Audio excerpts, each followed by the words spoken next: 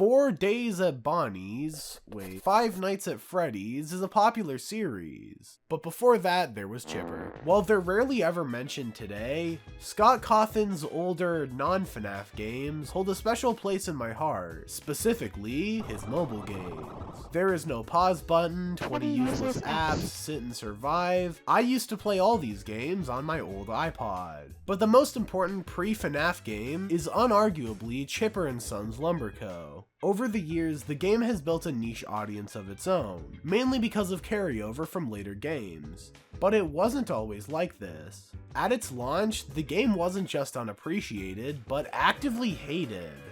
Why? Today, we're gonna find out how a failed mobile game led to one of the most successful indie game series of all time, and whether or not that failed mobile game was any good in the first place.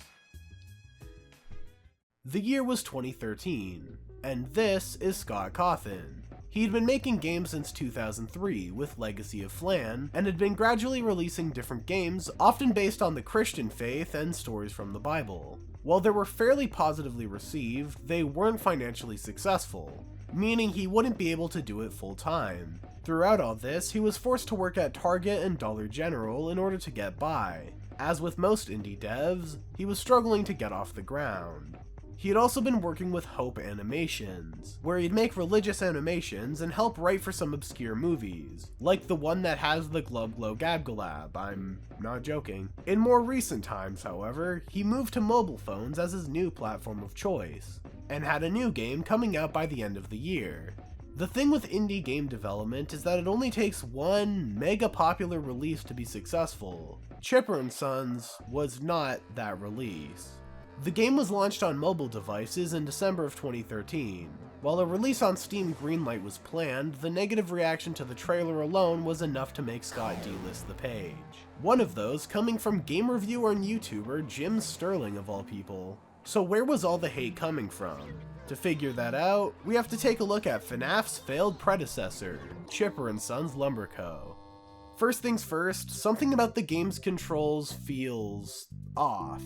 Much like the FNAF games, Chipper & Sons was made with Click Team, and is also a bit outdated when playing on modern hardware, with the resolution being lowered, and the game not supporting multi-monitor setups. It's really easy to accidentally tab out in the middle of gameplay. You can tell immediately that this was supposed to be a mobile game.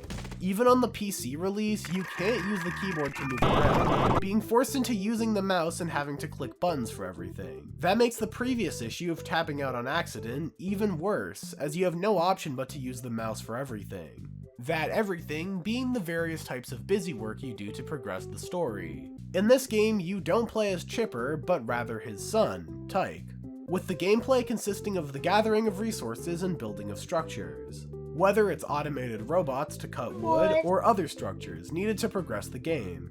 I definitely see how the gameplay cycle could be more similar to something like Clash of Clans than something more traditional with linear gameplay. It's a type of game many would consider to be a waiting sim, with progress being determined by the gathering of resources that takes time. You can tell that it was designed to be the type of game you gradually complete over a multiple week period, not something you'd want to just pick up and play start to finish.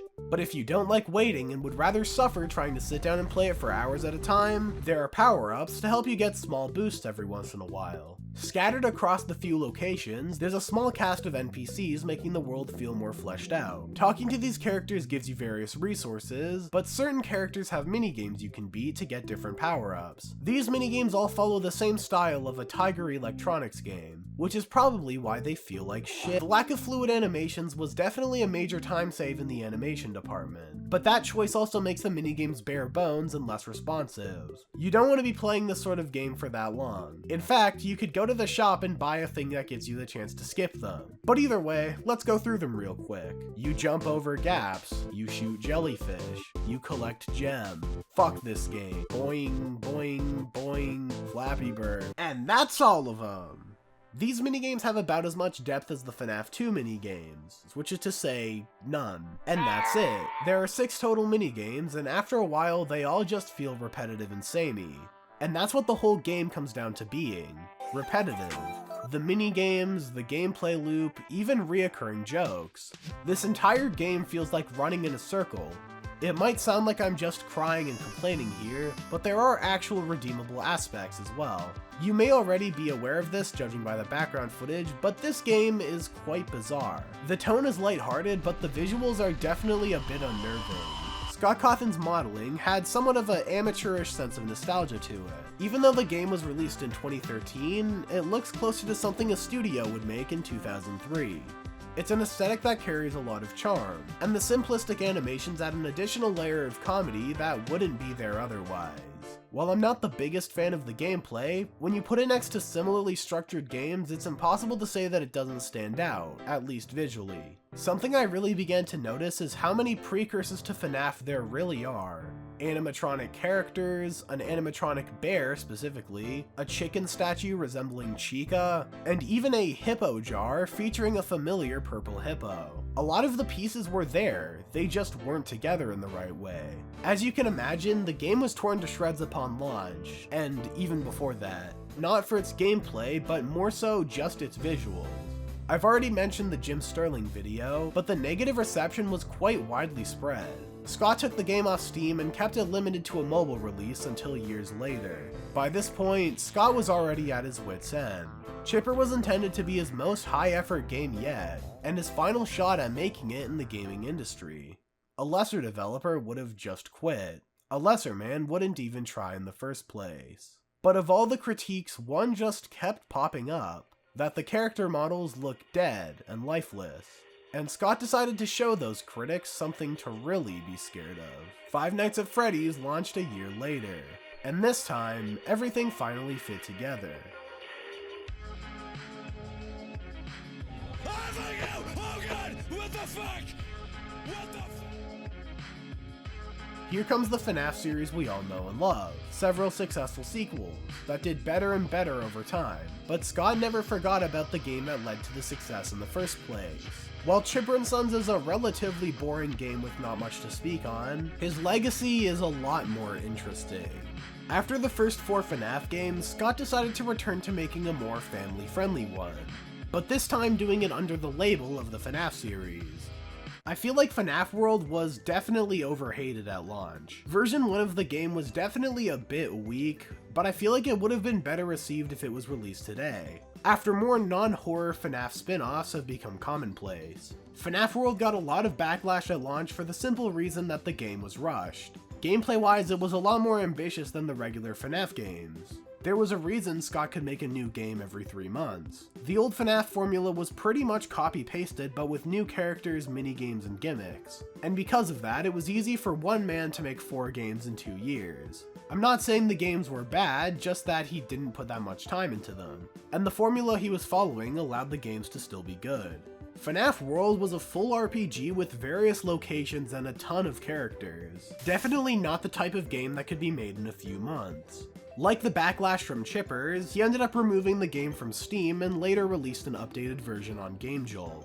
And in an update, he added Chipper alongside other characters from his non-FNAF games. Coffee from The Desolate Hope, and the player character from There Is No Pause Button, which in this game is a stand-in for Scott's avatar. Not to mention the Chipper's Revenge boss fight that takes place in the mine, which was there since the original release. It's nice to see Scott remembering Chipper, whether it's the character himself or his professional way of managing the game's criticism. He saw the games were unfinished, and he removed them to improve and eventually re-release them. But this isn't the last we've seen of Chipper. Nearly 2 years later, a form of him would be put into a full, canon FNAF game. Pizzeria Sim is a bizarre game. The whole thing is practically split into 3 sections: the simulator, nights, and salvages. While the latter 2 are some of the scariest in the series, the Pizzeria Simulator the game is named after is anything but, being more lighthearted and going in on Fazbear Incorporated as some cheap, sleazy business. This massive juxtaposition in tone is remarkably similar to Chipper & Sons' juxtaposition between the graphics and game, which makes it all the more fitting that there happens to be an animatronic beaver named L. Chip. While it isn't the prettiest redesign, seeing Chipper completely jump series only to get merchandise, artwork, and a Slot and Ultimate custom night seems like the perfect ending to the character who unintentionally spawned the entire series. And that's where Chipper's story ends, at least officially. but I didn't first hear about Chipper from stories of FNAF's rise or the origin of the Pizzeria Sim character. I first heard of Chipper and Sons back in 2019, when Fusion Z Gamer made a series of videos playing through Tyke and Sons Lumber Co., a fan game by Mixlass based on Chipper and Sons, taking elements from both Chipper and the FNAF series. Even though the game is named after Tyke, you actually play as his own son, Mike. Just like Pizza Sim, the game's divided into sections, a day mode and a night mode. In the day mode, it's a better version of Chipper and Sons, with a more cohesive story, better controls, and all the charm of the original. And at night, a FNAF 4 style survival mode, where you have to go up against the animatronics that help you during the day, and more over time. It's still grindy at points, but by all counts it's a better game. And finally, the perfect ending for Chipper. Just like he moves it forward to Tyke, who moves it forward to Mike, the Chipper and Sons game pushes forward to the series he's now a part of, leaving the original game in the hands of the fans. So why was FNAF the game that ultimately blew up, while Chipper got chewed up and spit out by the general public? Well, the first factor is obviously the fact that FNAF is a full-blown horror game, while Chipper and Sons tries to go for a more happy-go-lucky attitude. But small horror games with just as much content as FNAF get released every day. The thing that made FNAF stand out was its hints of story, as well as quick turnaround times for its follow-ups. If Chipper had the same numbers boost as FNAF, it wouldn't have mattered as much, as people would just move on quite quickly. But by the time FNAF rode its first big wave of popularity, FNAF 4 was already out, and the series was cemented as a franchise. A franchise Chipper would continue to haunt for years to come. All of these games are haunted by different spirits, right?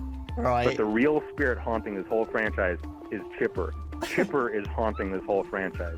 I mean, I received a box of merchandise the other day, like manufacturer samples, and there's a plush toy of Chipper, well, L Chip, Yeah. But